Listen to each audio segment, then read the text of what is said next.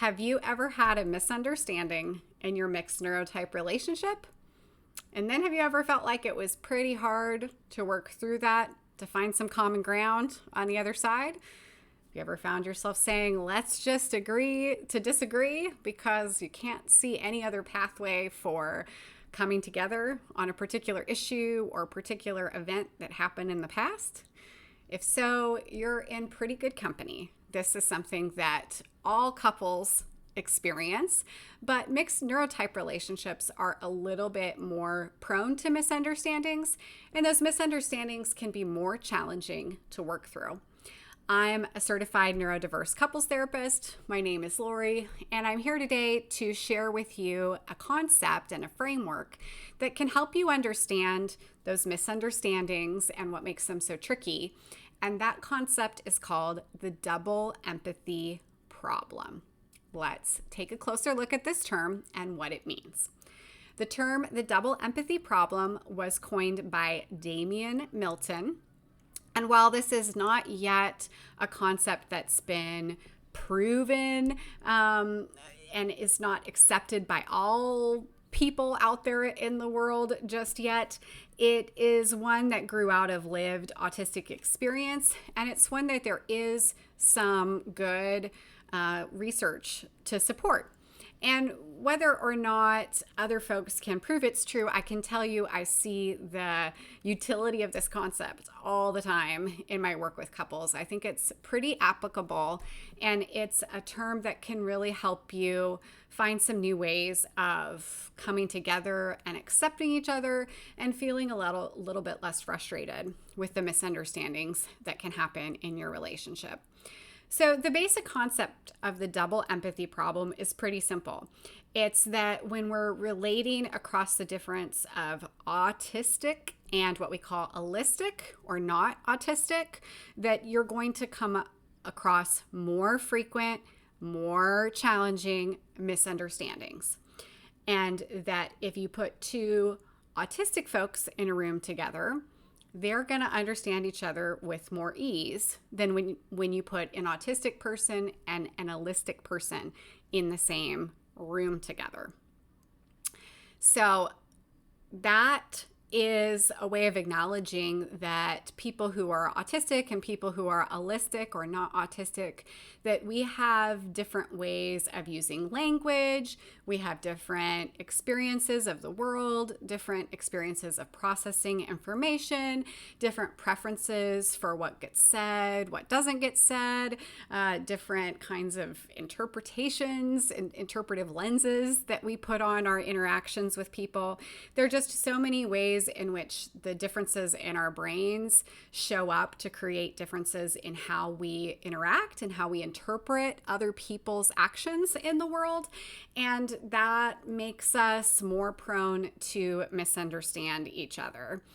I want to add to this concept that I think there's also a layer here of culture that's involved, right? When there's a group of people that are marginalized or find that they have less social support, less social acceptance, there are sometimes ways too that experience of a particular kind of marginalization can lead people to understand each other and understand each other's experiences in a way that's sometimes difficult to have translate across differences where one person comes from a place of more social privilege than the other person, which again is true when we're talking about an allistic person.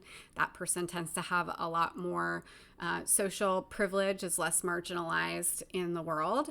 And that difference can also show up in terms of being able to hold accurate empathy for one another. So I think it's really important here that when we use the term empathy in terms of the double empathy problem, we're talking about cognitive empathy and not emotional empathy. I think one of the most damaging myths, if not absolutely the most damaging myths about autism and autistic people, is that they don't have empathy. Like, unfortunately, this was sort of a shorthand summary of the diagnostic picture of autism for quite some time. And there's still a lot of people who hold to this misunderstanding, including, sadly, you'll come across them even in the mental health profession. And so if you've encountered that on behalf of my field, I deeply apologize to you. That's not okay. It's not appropriate, and it's not accurate.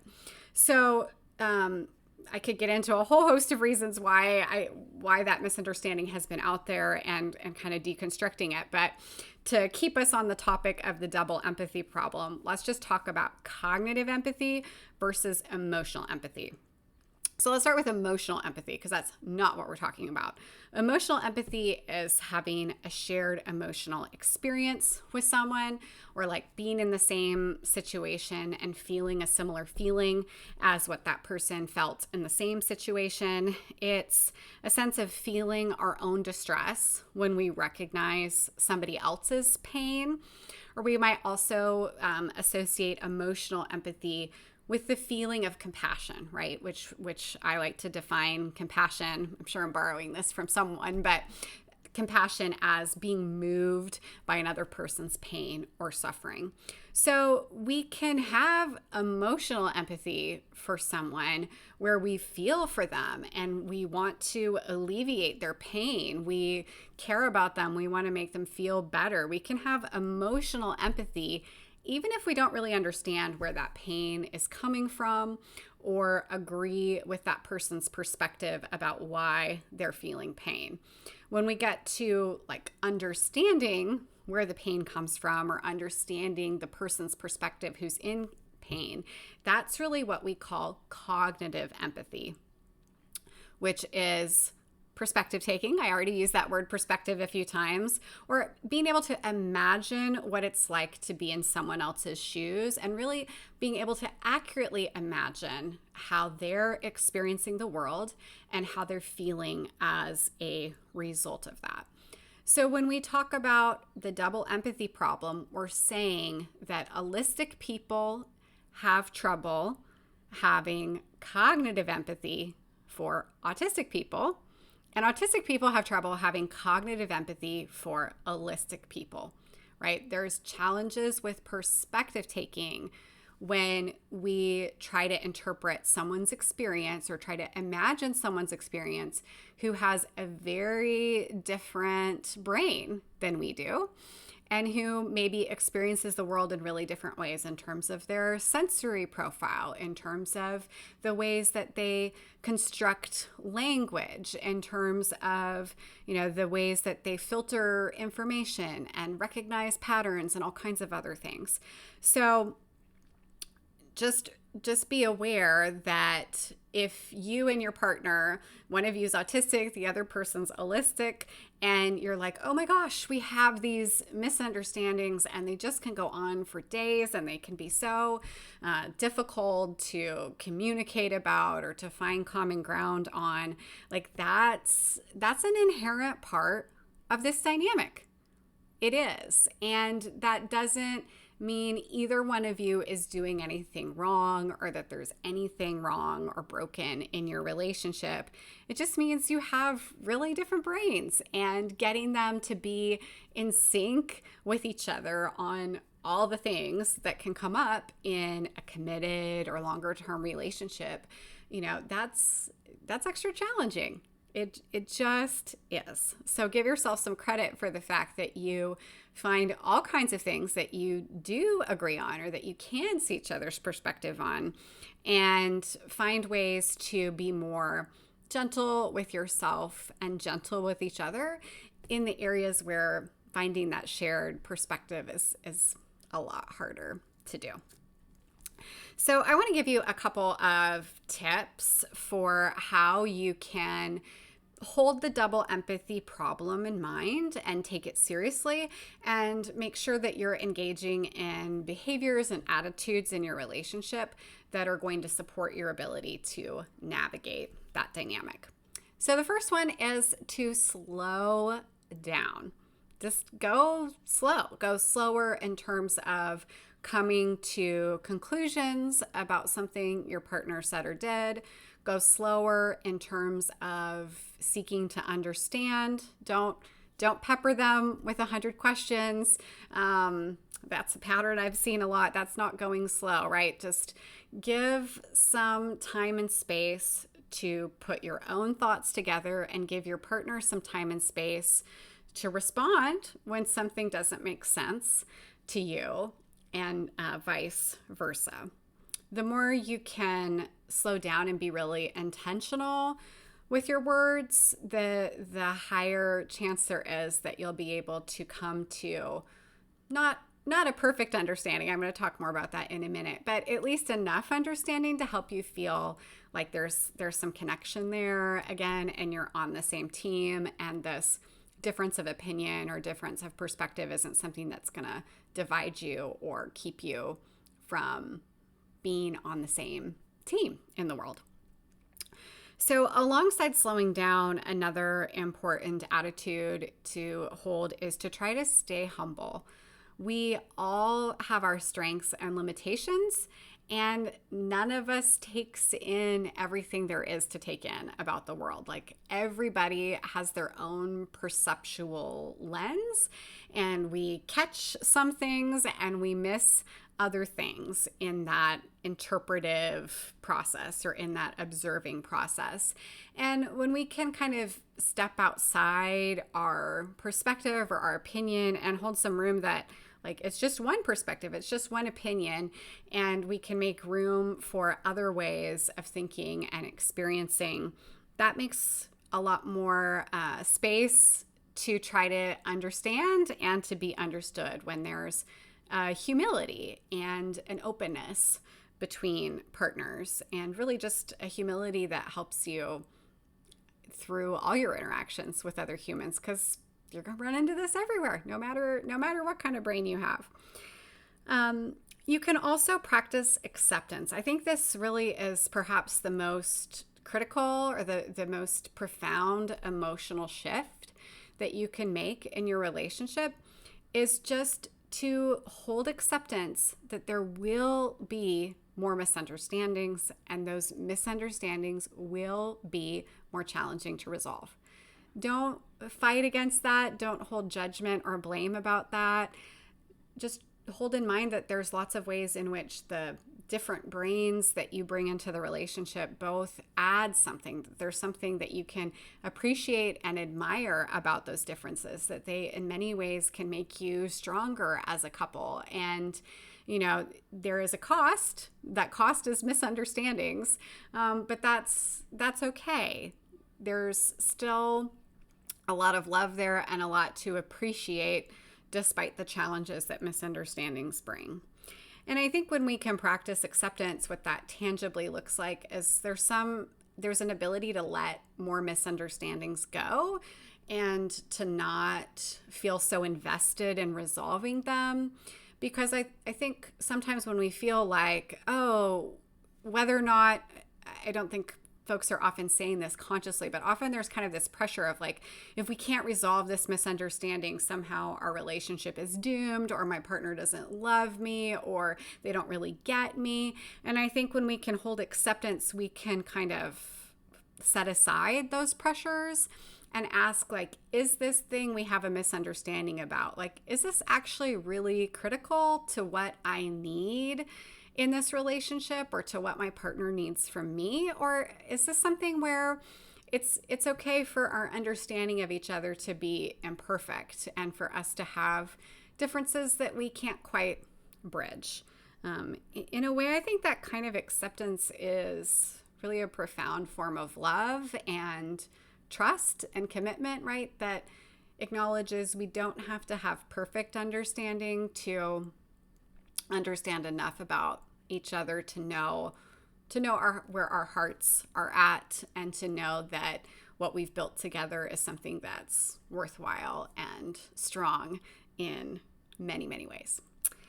Another thing that you can do as a practice and as an attitude is to try to trust your partner's self-report. When your partner tells you, this is something that's hard for me, or this is something that's really stressful for me, or anxiety provoking for me, or hurtful to me, try to really trust that your partner's self-report about those things is accurate.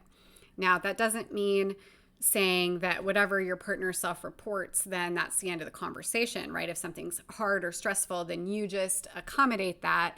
Or if your partner really finds something really important, or they have to have it in the relationship, you have to meet them in that. That's not what it means to trust their self-report. It means when you talk about, okay, how do we go forward from here? You take what they're saying into account in your problem solving. You're not saying, well, just get over it, or I feel like you're faking it, or you must be exaggerating, or but you could do that yesterday, or you did that with your friend Joe, so why can't you do that with me, right? All of that sounds like not trusting a self-report. And trusting a self-report sounds like, okay, thank you for sharing that with me. Like, I still need this, or I still want that. How can we work together, like knowing that this thing is challenging for you? What can I give? What can you stretch on, where we can find some ways of working together and getting both our needs met here, right? So trusting that self-report doesn't mean giving up on healthy problem solving. It just means you use that in the healthy problem solving conversations. And then finally, of course, you can educate yourself. I think that's a great way to help you address the challenges with empathy and mixed neurotype relationships. You can learn about your own neurotype. That can help you communicate more clearly and give your partner more of a window into you when you understand your neurotype and can talk about it. And then obviously also understanding your partner's neurotype helps you have some groundwork, kind of a map to build from when they share things with you about themselves as well. So I know this has already been probably a long enough talk, but I do just want to throw in here like a last raw, good for you. You're doing really important work, kind of soapbox for a moment. So the practical piece is over. Now what you're going to get is a little bit of a pep talk and admiration from me. So stay with me if you want that. If you just wanted the facts, you can be done with me now. I want to say that we are living in a context. I think this is true in many parts of the world. I'm an American. I'm in the United States. It's definitely feels really true in the United States. Like, we live in a time where there is just so much polarization, and there is so many different places in our larger culture and in social media and in standard media coverage that portrays like people who are the same can like to be with other people who are like them, and that when there's differences between types of people or groups of people or lived experiences, that like we can't get along, that like it's too hard, it's too fraught, we feel too judged, or we don't feel safe, or whatever the things are, and we just everybody's safer if we just kind of stay in our own camps and associate mostly with people who think like us, look like us, fall into many of the same socioeconomic, racial, sexual orientation, even neurotypes. You'll find this conversation out there where people will say neurodivergent folks should only hang out with neurodivergent folks. Like, we're the only people who get each other. Or neurotypical folks really should never have neurodivergent partners. It's like, it's too much work, and they should only be with other neurotypical people. Like, you will find people saying that. And I just want to say that that's where I see mixed neurotype relationships as really being a radical act where you say to each other, and in a sense to the world, we are willing to work across differences. We are not going to use our differences as an excuse to divide us or to keep us apart.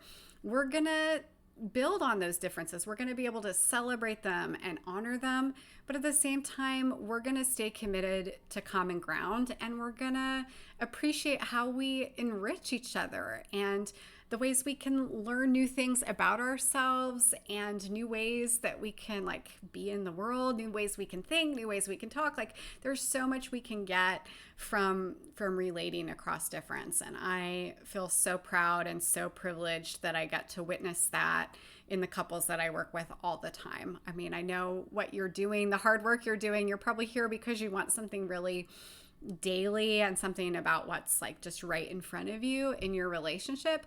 But I want you to be able to see that what you're doing is not being well supported by the models around you right now, and that there's this energy that you're putting into this work that I do think changes not just your relationship, but ultimately it makes the world a better place, because where any two people can find some ways of understanding each other or appreciating each other across difference, I think that gives a little bit more hope to all of us, that we can find ways of relating and connecting that acknowledge differences there, and that it's important, and that there's distinctions. I'm not trying to erase that, but that there's so much to be gained from being around people who are different from us, when we can advocate for ourselves, and when we can do the hard work to make ourselves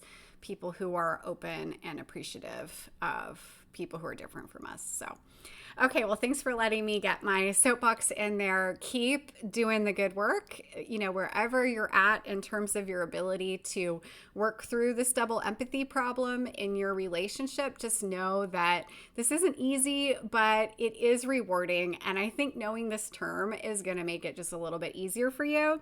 And following these tips is going to make it a little bit easier for you too.